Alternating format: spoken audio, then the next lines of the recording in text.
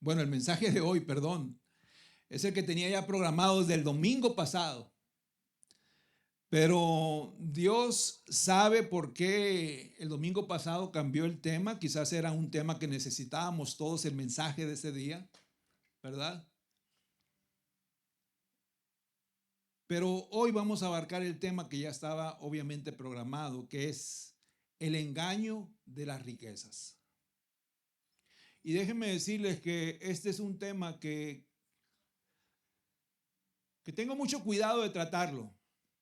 Quizás será la primera vez que hable de una manera quizás clara y directa con respecto a este tema. Y siendo específicos también, ¿verdad? Sobre algunas cosas.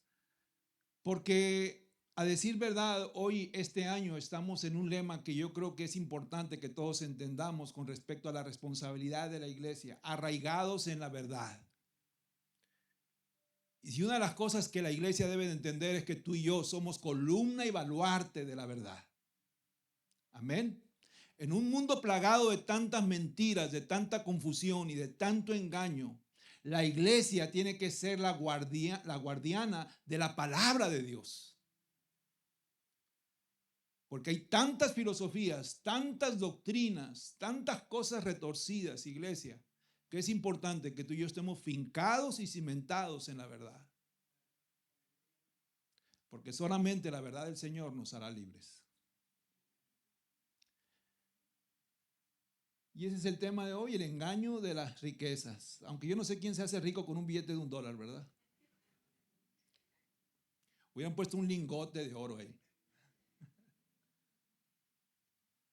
Para los que verdaderamente me conocen, y que yo creo que no son muchos, saben que si hay un tema del cual no me gusta hablar mucho es sobre el dinero.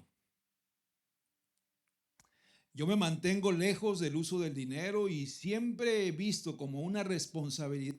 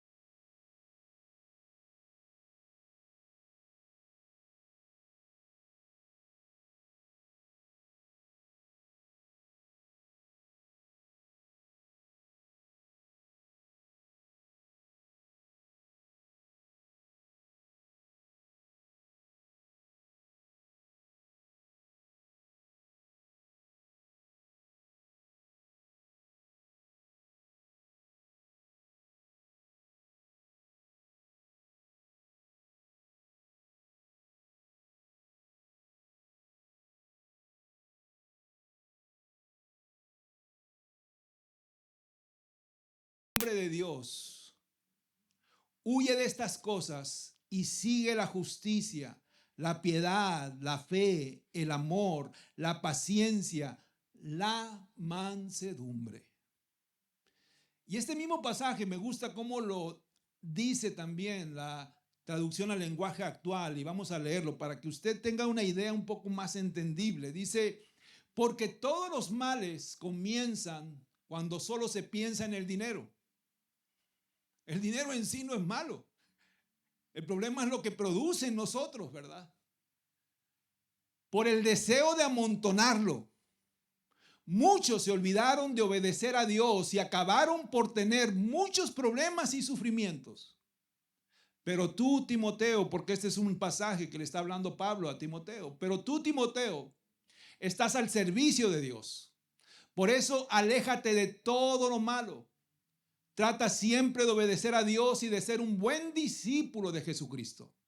No dejes de confiar en Él y ama a todos los hermanos de la iglesia. Cuando enfrentes dificultades, ten paciencia y sé amable con los demás.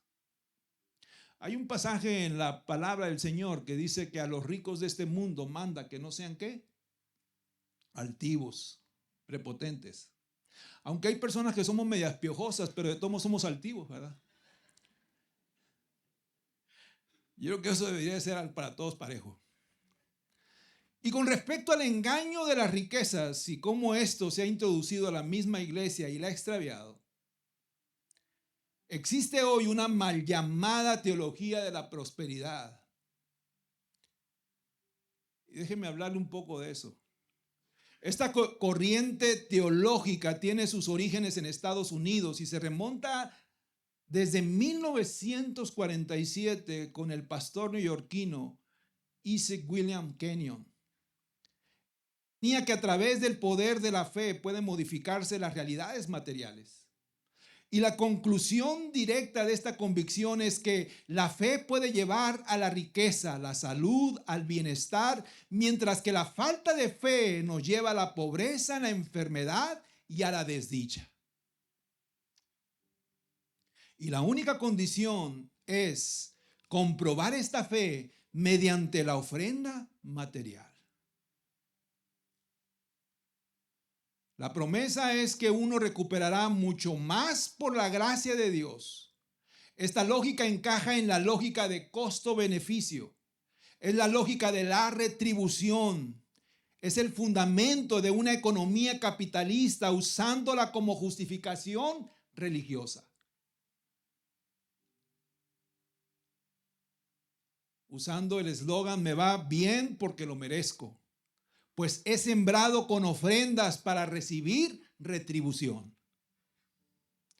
Esta teología se enfoca más en el hombre, no en Dios. Para ellos, Dios es simplemente el que concede los deseos y las acciones serán lo que moverán la mano de Él para responder en una lluvia de bendiciones. Es ahí de donde viene el movimiento de decretar, arrebatar, como si Dios estuviera a nuestro servicio, ignorando su soberanía y su señorío en todo y en todos. Como Él y a quien quiera hacerlo Él. Amén. Va a doler mucho esto, pero nos va a ayudar a estar arraigados en la verdad.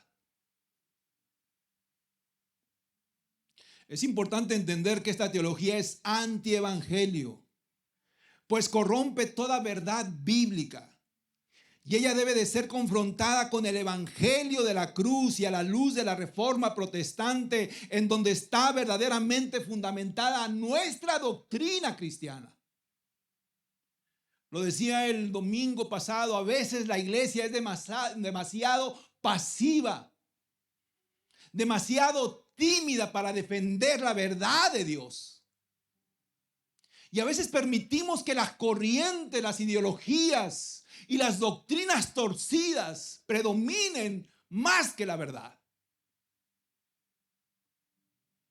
Es importante entender, como lo dije hace un momento, que esto es verdaderamente distorsionado de la verdad. Este falso evangelio manipula lo que Pablo dice en Gálatas 6:9 con respecto a la siembra y la cosecha, solo para darse cuenta de que los únicos que han cosechado con este falso evangelio y se han aprovechado de las ovejas han sido estos falsos pastores, enriqueciéndose y manipulando la ignorancia y la buena voluntad de las personas, viviendo como verdaderos magnates en la opulencia, con mansiones, con jets privados y dándose vidas costosas, a costa precisamente de estas personas. Esta teología ha ido difundiéndose no solamente en Estados Unidos, donde nació, sino también por diferentes partes del mundo, como en África, en países como Nigeria, Kenia, Uganda, Sudáfrica, en Kampala, para que usted se dé una idea, un lugar donde abunda la hambruna. Hay una catedral llamada la Catedral del Milagro que costó $7 millones. También ha tenido impacto en Asia, sobre todo en la India y en Corea del Sur, en donde el pastor Paul Yonggi Cho predicó una teología de la cuarta dimensión, en donde según él dice que mediante el desarrollo de visiones y sueños iban a llegar a controlar la realidad y obtener todo tipo de prosperidad. En América Latina su mayor difusión fue en los 80s, usando a figuras carismáticas, lanzando un mensaje motivador, montado en un espectáculo y así poder cautivar las multitudes.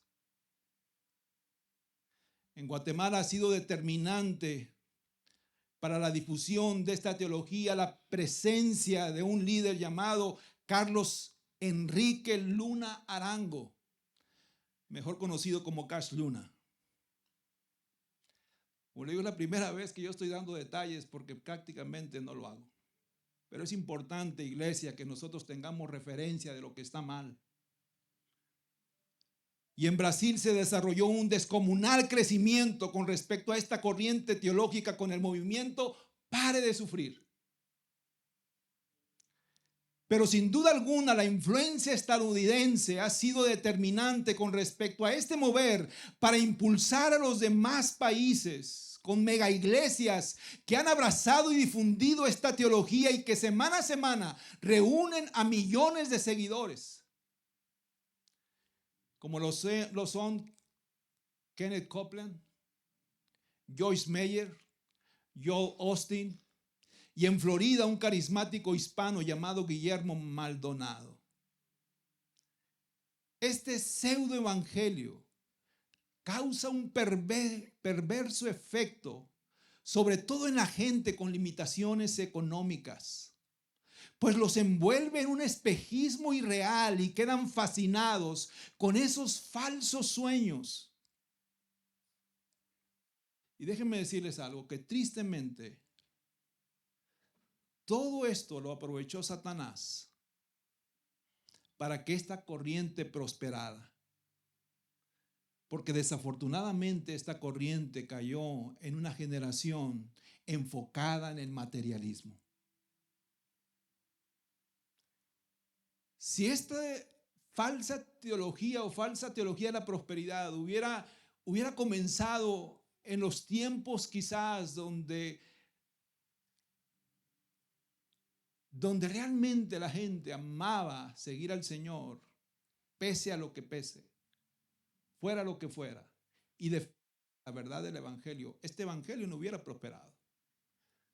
Pero como lo dije hace un momento, desafortunadamente Satanás, que es tan astuto y busca las maneras, las artimañas para que la mentira del diablo prospere, buscó una generación que estaba enfocada en el materialismo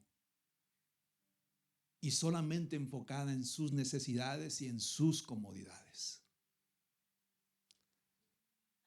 La teología de la prosperidad está muy lejos del verdadero evangelio y de entender que solamente en Jesucristo está nuestra salvación.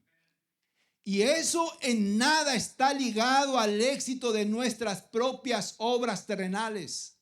Pues pensarlo así solamente estaríamos alimentando nuestro ego y protagonismo humano. Es Dios quien se lleva toda la gloria.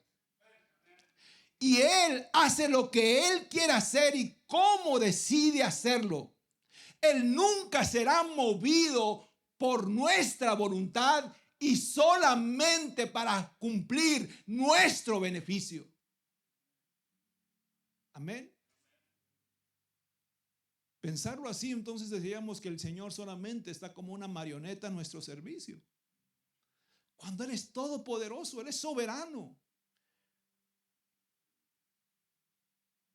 Esta corriente manipula a su conveniencia la palabra, sacándola de su contexto bíblico, como lo hace en el pasaje de Gálatas. Y lo enfoca en el materialismo. En la medida que tú siembres, de esa medida vas a cosechar. Pero si nosotros estamos hablando del contexto de este pasaje, vamos a leerlo completamente. Gálatas 6, versículo del 7 al 10, dice lo siguiente. No se dejen engañar, aquí hablando el apóstol Pablo a la iglesia de Galacia, no se dejen engañar. de Dios nadie se burla. Pues todo lo que el hombre siembre, eso también segará. Porque el que siembra para su propia carne, de la carne segará corrupción.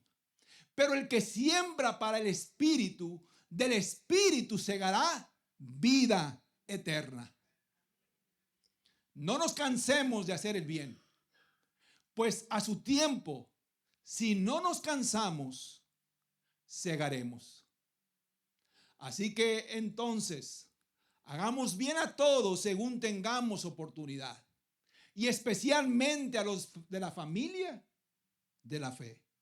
En este contexto vemos al apóstol Pablo hablando de dos tipos de semillas de las cuales el hombre puede sembrar en su vida.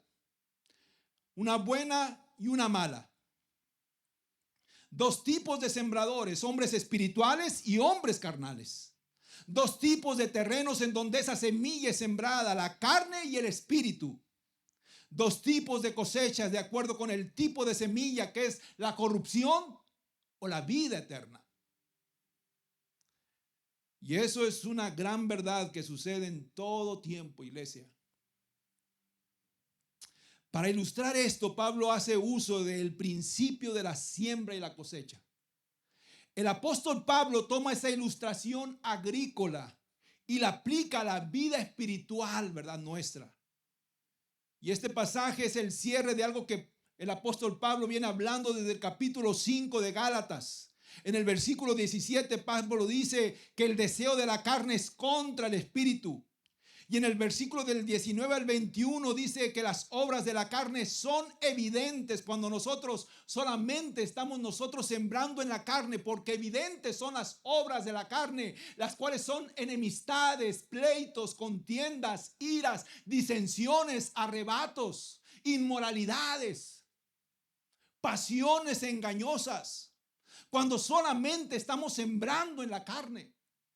Y sigue hablando el apóstol Pablo y en el versículo del 22 al 23 dice, pero estos son los frutos del Espíritu. Aquellos que han sembrado en el Espíritu. Y ustedes saben cuáles son los frutos del Espíritu. Amor, gozo, paz, paciencia, mansedumbre, templanza, benignidad. Y termina diciendo el apóstol Pablo en el capítulo 5 de Gálatas, en el versículo 24, pues los que son de Cristo Jesús han crucificado la carne juntamente con sus pasiones y sus deseos. ¿Usted es de Cristo Jesús?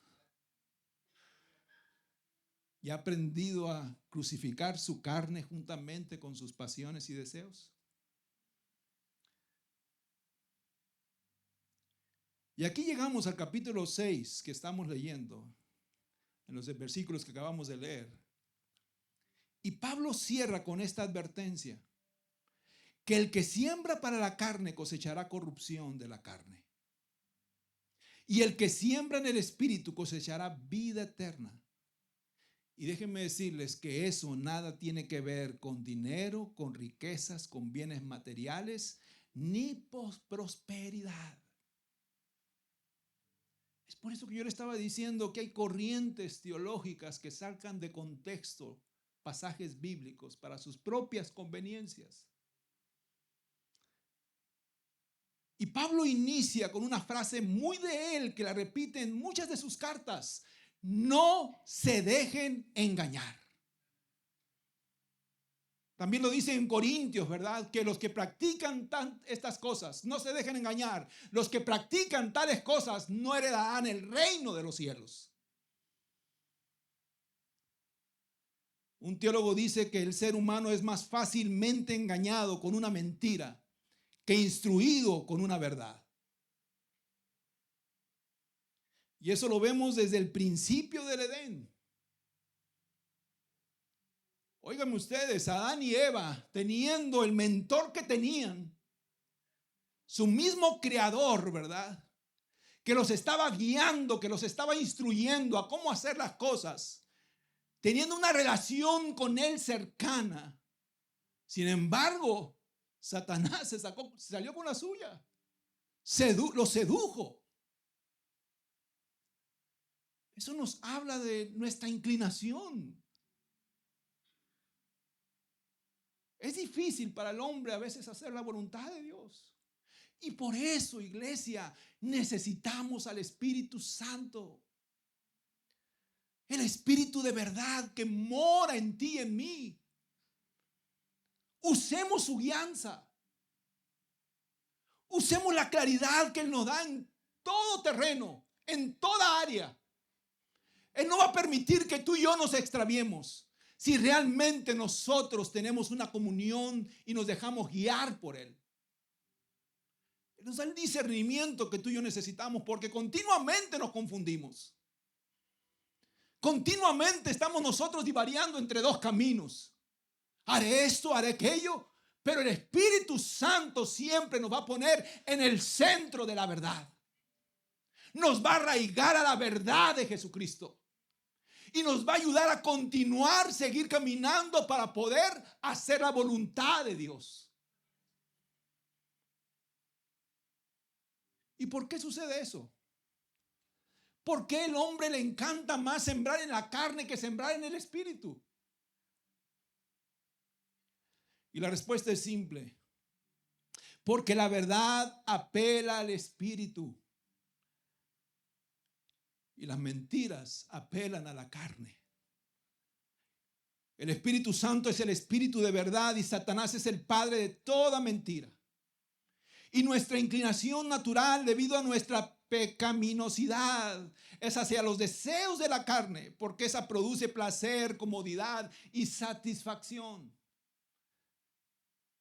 Es por eso que cuando la carne oye la mentira, es música para sus oídos. Mira, no vas a servir al Señor como tú quieres servirlo, pero aquí te vas a enriquecer.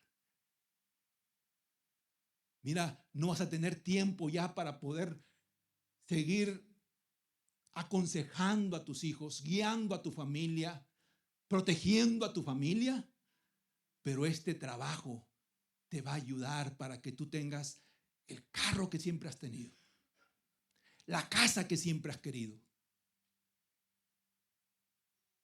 la ropa que siempre has querido tener, las vacaciones que siempre te has querido dar, los lujos que siempre has envidiado de los demás. Desafortunadamente, los placeres de la carne son música para nuestros oídos. ¿Y qué es lo que sucede? Nos dejamos seducir.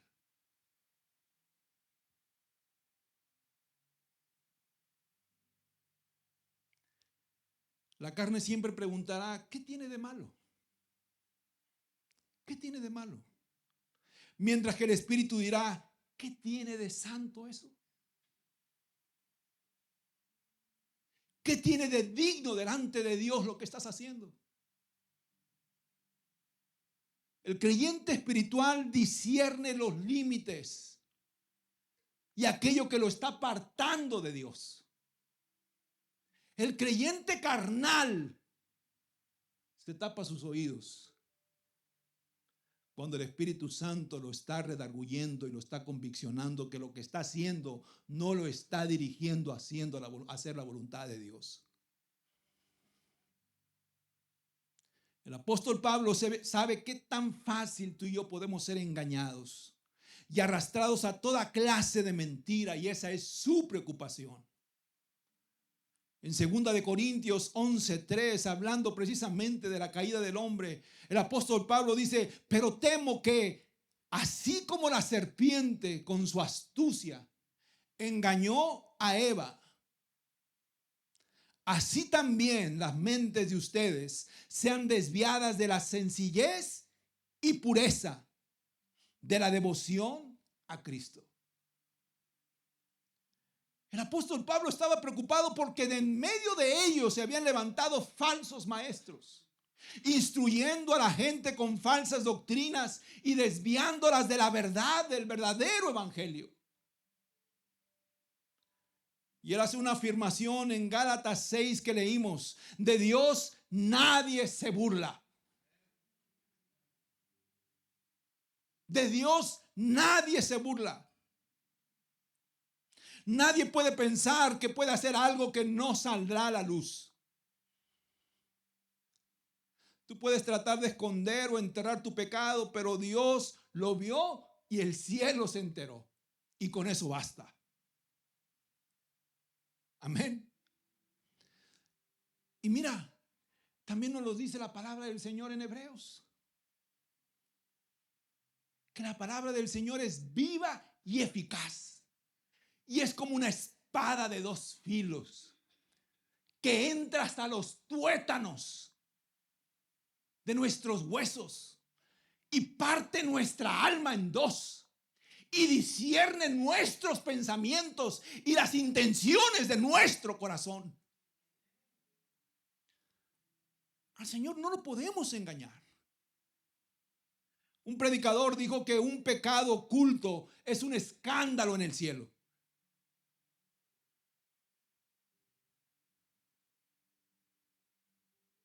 Cuando nosotros estamos pensando que ya no salimos con la nuestra, mira, yo puedo dorar la píldora todavía. Puedo hacer creer que soy creyente espiritual. Y he hecho cosas malas, pero están ocultas. He hecho cosas incorrectas, pero están ocultas. No le he sido fiel al Señor en muchas áreas, pero eso está oculto. Nada está oculto. Si Dios lo sabe, es suficiente. Por eso es que el Señor nos dice, vénganse a mí, pongamos de cuentas. Pongámonos a cuentas, dice el Señor.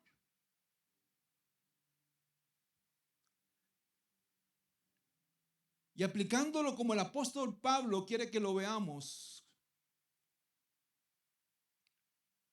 Cuando nosotros solamente sembramos semilla de mundanalidad, solamente cosecharemos frutos de la carne.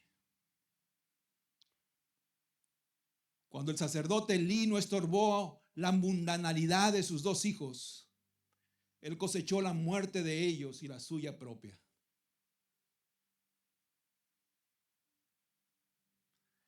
Cuando Salomón en un principio solamente pidió sabiduría para guiar al pueblo. ¿Se acuerdan ustedes que el Señor le dijo a Salomón, pídeme lo que quieras, Salomón? Y Salomón solamente le dijo, Señor, dame sabiduría. Y lo pidió con una motivación correcta. ¿Para qué? Para guiar al pueblo de Dios. Y el Señor, cuando vio que Salomón no le interesaban simplemente sus comodidades, sus intereses propios, el Señor se agradó de lo que Salomón le pidió. Y le dijo, mira, te voy a dar sabiduría porque lo has pedido para guiar al pueblo, donde yo te he puesto al frente. Pero no solamente eso, Salomón. Por cuanto no me has pedido tú cosas materiales, yo te voy a dar todas las riquezas que tú nunca has imaginado. Te voy a dar todo el poder que tú nunca has imaginado. Y efectivamente Salomón fue el rey más poderoso de esa región del oriente. El hombre más sabio, el hombre más rico. Al punto de que venían reyes de otros lugares simplemente para conocer a Salomón, su poder, su sabiduría, sus riquezas. Pero sin embargo, Salomón se desvió. Comenzó a juntarse con mujeres de otras regiones que adoraban a otros dioses. Y Salomón también comenzó a adorar otros dioses paganos, igual que ellas. Y comenzó a fomentar la idolatría. Al punto de que comenzaron a ofrecer niños a Moloc. Cuando eso era abominación en la ley de Dios. Salomón le falló el pacto que había hecho con Dios. Comenzó a sembrar solamente en placeres carnales. Se empezó a engolosinar con lo que el Señor le había dado. No supo manejar todas las bendiciones que el Señor le había provisto. ¿Y qué cosechó Salomón? Dios permitió que su reino se dividiera. Y si tú lees Eclesiastés, te darás cuenta que ahí es ese escrito de Salomón, que Salomón estaba perdido. Comenzó a sufrir una crisis.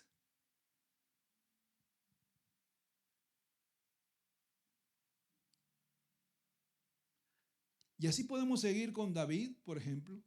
¿Qué le sucedió a David cuando comenzó a sembrar solamente en cuestiones carnales? ¿Qué le sucedió a Sansón también cuando comenzó solamente a sembrar en la carnalidad? ¿Qué fruto dio todo eso? De Dios nadie se burla. Y si tú y yo hemos creído eso, es importante que entendamos de que Dios no puede ser burlado. Y aplicando esto al tema de hoy del engaño de las riquezas, el hombre es especialista en corromper las bendiciones de Dios. El éxito y las riquezas en sí no son pecaminosas, pero el buscarlas es completamente pecaminoso a la luz de la palabra de Dios. Cristo nos dijo, busquen primeramente el éxito y las riquezas. No. Él fue muy claro cuando nos dijo, busquen primeramente mi reino y mi justicia. Donde se encuentran también el éxito y su justicia. Todo eso será añadido si tú y yo buscamos primeramente el reino de Dios y su justicia.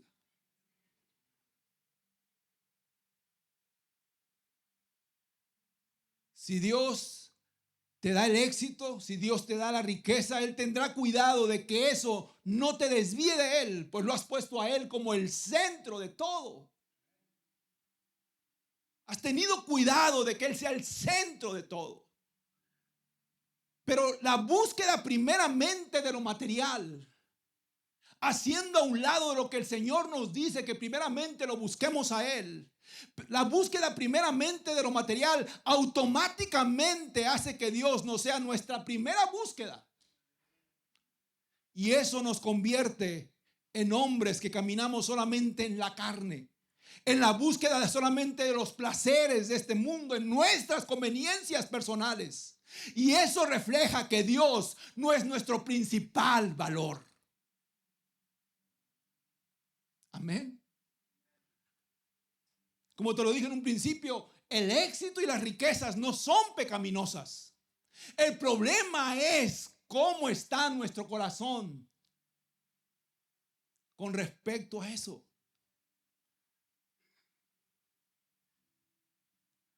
Dios, quien conoce al hombre y sabe qué tan fácil es que el hombre se desvíe, siempre pondrá consejo oportuno para que tú y yo no lo hagamos. En Jeremías 9:23, hablando el Señor, dice, así dice el Señor, no se gloríe el sabio de su sabiduría, ni se gloríe el poderoso de su poder, ni el rico se gloríe de su riqueza. Pero si alguien se gloría, gloríese de esto, de que me entiende y me conoce, pues yo soy el Señor que hago misericordia, derecho y justicia en la tierra, porque en estas cosas me complazco, declara el Señor.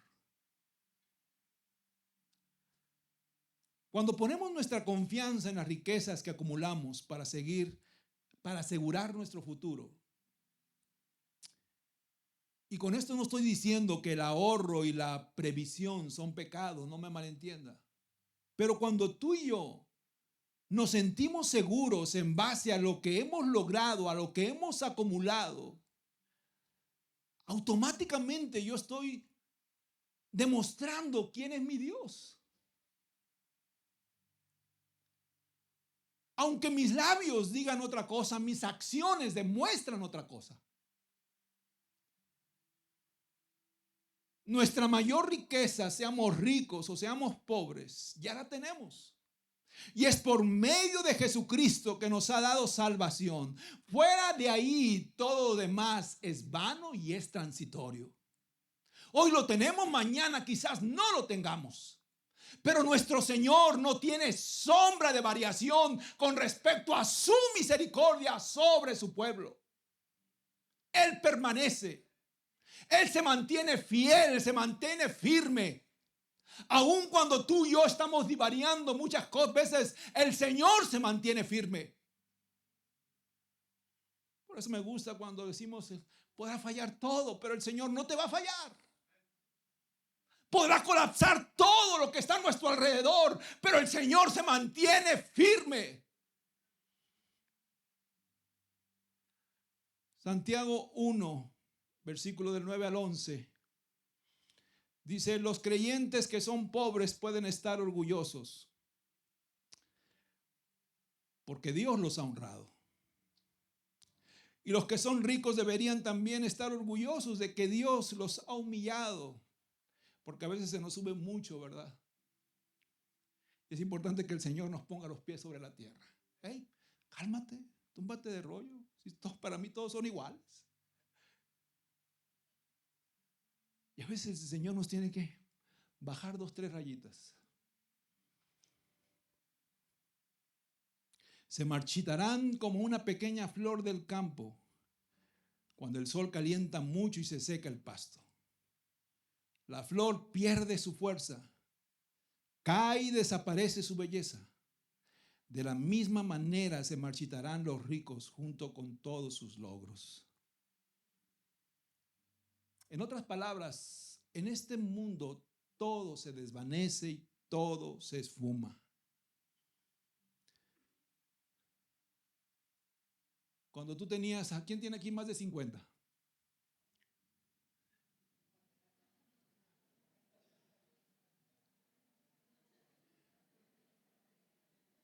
Y yo les preguntaría, ¿dónde quedó la belleza de la juventud?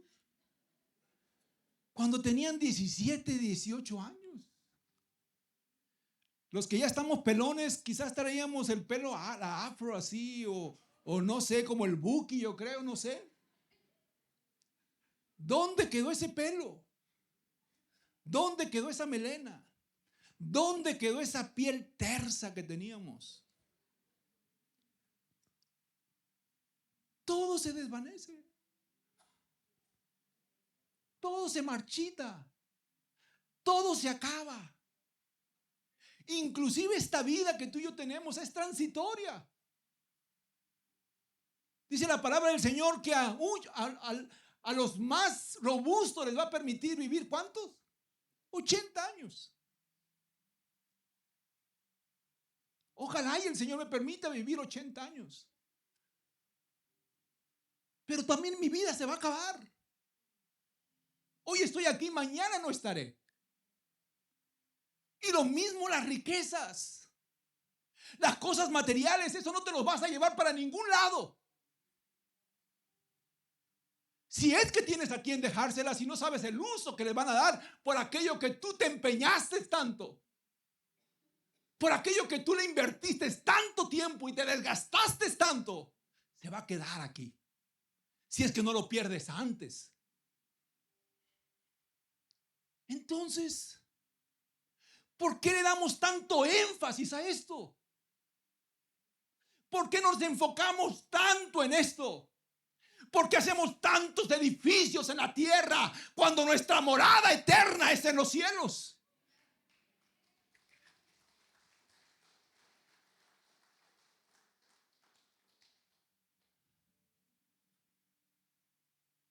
Este mundo se va a esfumar. Ese celular se va a apagar. Todo se va a marchitar con nuestros logros. Por eso es importante mantenerlo duradero. Pero lamentablemente para muchos el enfoque de lo material se convierte en una carrera continua, llenándonos de afán, de ansiedad, de una ambición desmedida que nos lleva a la aflicción. Y así Salomón lo declaró también en el libro de Eclesiastés. Eclesiastés 6, versículo del 1 al 2, dice, hay un mal que he visto bajo el sol y que afecta a todos.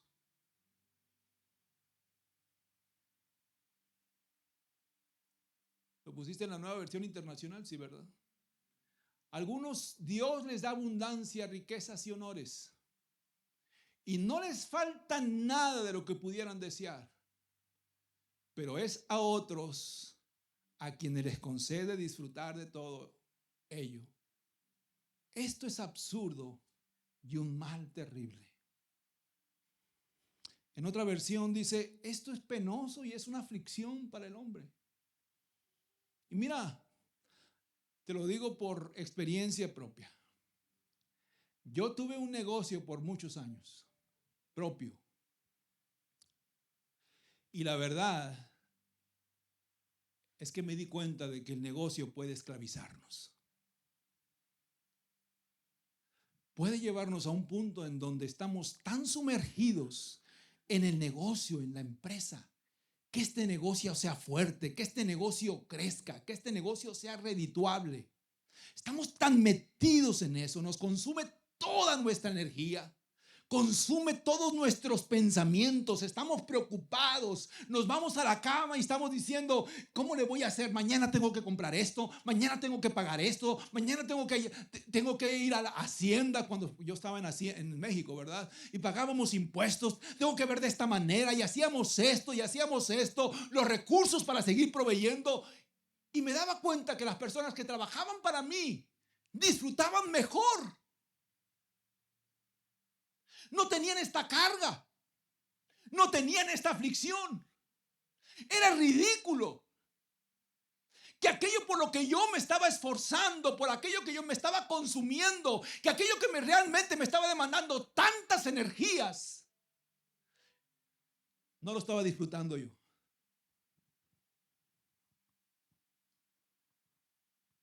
Amén. Y duré 15 años con ese negocio. Pero fue Dios quien me puso un alto y me tuvo que abrir los ojos.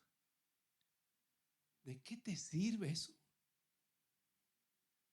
¿Qué estás ganando con eso? Con los que lo debes de disfrutar, no lo estás disfrutando. El dinero que realmente tú estás ganando, no lo estás disfrutando. Y a veces Dios nos tiene que mover el tapete. Es importante guardar nuestro corazón. No permitir que se extravíe debido a lo corrupto que hoy está el mundo, sino al contrario. Si Dios nos permite abundancia, seamos fieles administradores de ella. Que no se apodere de nosotros la avaricia. Seamos generosos con los más necesitados. Que al final, sea que tengamos o no tengamos, lo más valioso ya nos ha dado el Señor por medio de Jesucristo, nuestro Señor y Salvador. Amén.